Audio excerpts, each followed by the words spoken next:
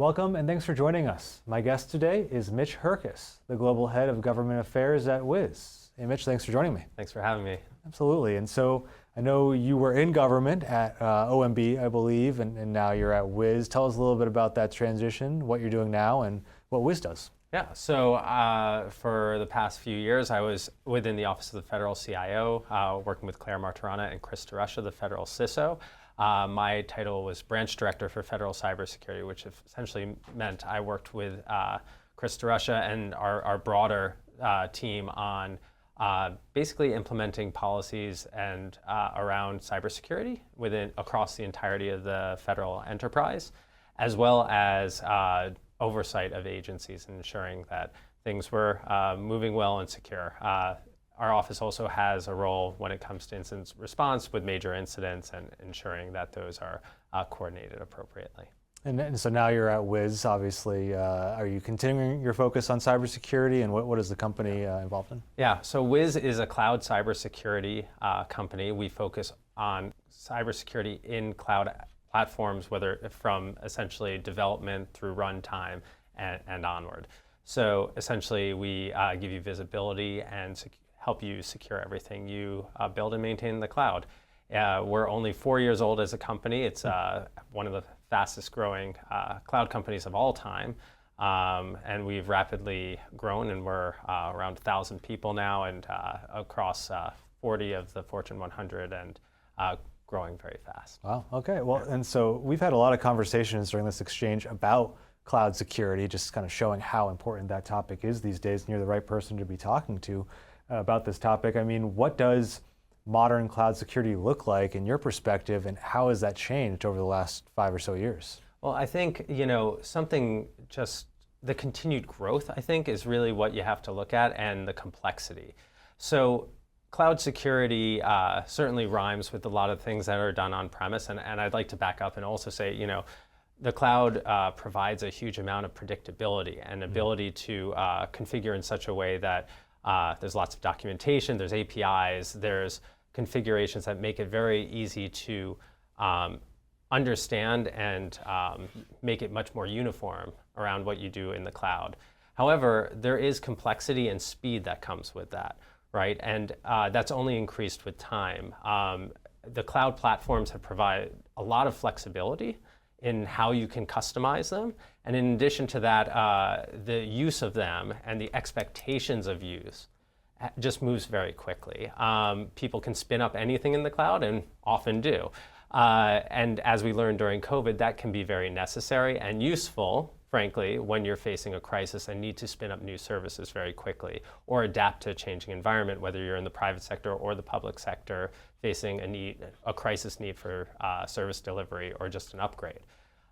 So there's that flexibility and adaptability, and maintaining visibility and being able to understand the risk that comes with those changes is very unique, especially as you add more complexity, you mesh these services together and create new relationships within the cloud that both the security teams, the development teams, and the shared responsibility of the underlying service provider and the users need to keep up with. Yeah, that makes a lot of sense. And I mean, nowadays, of course, federal agencies are moving out, and the cybersecurity executive order have been.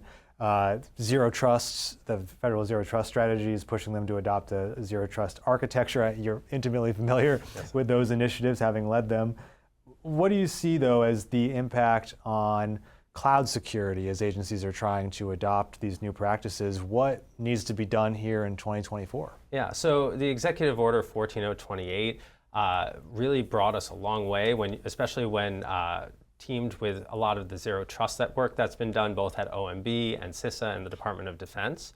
Essentially, those really put us on the pathway. M2209, which is the federal zero trust strategy that OMB put out, really was about setting a baseline for what we needed to do to set us on the right path in the cloud. And it has the fundamentals in there like multi-factor authentication and encryption, and doing that both on-prem and in the cloud. Over time, and we also have a real culture change going on within the federal government to really push us into that zero trust environment. And I think it's really a testament to the folks who are there, how far we've gotten in such a short period of time. There's more to be done, obviously, and that's evident in like the DoD trust model as well as CISA's zero trust maturity model, that we have a long way to go to get to full maturity, and it's always going to be a journey and there's always going to be more to do. However, cloud is unique for many of the reasons I said when it comes to complexity, and maintaining that visibility and thinking about it a bit differently and how we maintain that visibility in this ever-changing environment, that requires more than just inputting MFA and encryption. Over time, we have to think about how do we maintain that visibility? How do we democratize security to ensure that the development team understands how those changes might affect the risk to the cloud? And the SOC and the security teams can also understand the business cases and use cases without having to continuously reach back to the development team. It has to be a team effort, and there has to be a unified approach to creating that visibility and understanding potential attack patterns that come from this continuous change. Sure. So, more work to be done there. There's all sorts of unique things like misconfigurations that occur, shared responsibility confusion happens occasionally. So creating that visibility to understand where those weaknesses might exist and address them based on a whole picture, not just I have a vulnerability here, and I'm going to fix those. But understanding the complete picture and where the risk is the highest is really important, especially when it comes to the cloud. Yeah, I mean, and obviously you mentioned the shared responsibility model. There's sometimes some confusion there. It's a relatively new paradigm, probably for a lot of agencies, for a lot of organizations writ large. So as adoption of cloud continues and increases, how can agencies and organizations do that without sacrificing security in the future to get that visibility and other protections that you mentioned? Yeah, so obviously, especially when you get into the larger agencies, highly federated environments often, cloud in different areas, sometimes linked with other agencies, sometimes linked across various platforms, hybrid solutions as well. Understanding, getting a holistic picture of that risk can be difficult. Taking a single platform approach that focuses on visibility and understanding of those risks can certainly help. I think also being able to have conversations with people around those shared responsibility models, what identity and access privileges look like, keeping an eye on third-party risk, not just a software security supply chain, but also identity security supply chain as you add in other features, other agents into your cloud environment. That also can create additional risk, right? So we have to understand who has those privileges and what kind of risk that presents for us. These are all things individuals need to be thinking about, and having a solid tool set that is purpose-driven for cloud to do that is pretty critical because it has all these unique elements and they are changing so quickly. Right, and another initiative that really picked up steam while you were in government was around artificial intelligence. And of course, President Biden signed out that AI executive order last year. Obviously, security is one of those huge risks that come along with AI, and there are benefits too, and so on and so forth. But what should agencies, as they start to think about leveraging AI technology, start to adopt it, what should they be thinking about from a cybersecurity perspective? Well, I think they have to think of it as just a new and different vector, right? So we understand from tradition, like when we're creating a bucket in the cloud, right? We have some kind of standards now of how we set that up. What does security look like around those? And even then, complexity gets into play. This is an entirely new feature that is essentially often getting spun up in the cloud alone. And that creates new risks that we're not used to managing, and we don't have a playbook that's been around for a decade around. So agencies need to be really thinking about the security posture of these and working with people both in the public sector and private sector to understand the best practices around that. We've had some threat researchers find some extraordinarily unique ways of breaking out of isolated environments by injecting into one large language model some nefarious information, which seemed to be through legitimate purposes, and then being able to access others that are supposedly isolated. There's a lot of unique ways to, essentially poison those environments or change it and create new attack vectors. I'd also say there's a need to understand that this is already going to be prevalent a lot of places because AI is getting incorporated into everything we do in many ways, and many of the platforms we know and love. We did some research last year.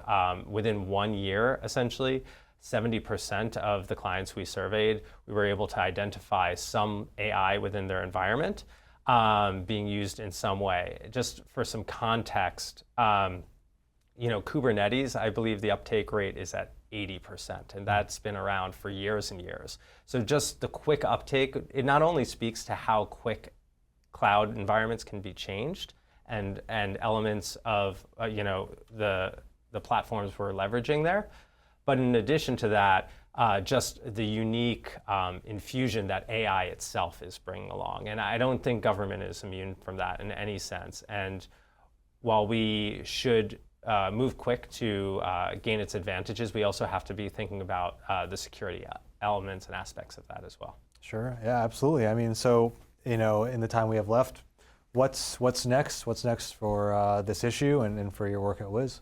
Well, I think, there's a lot of education to be had there.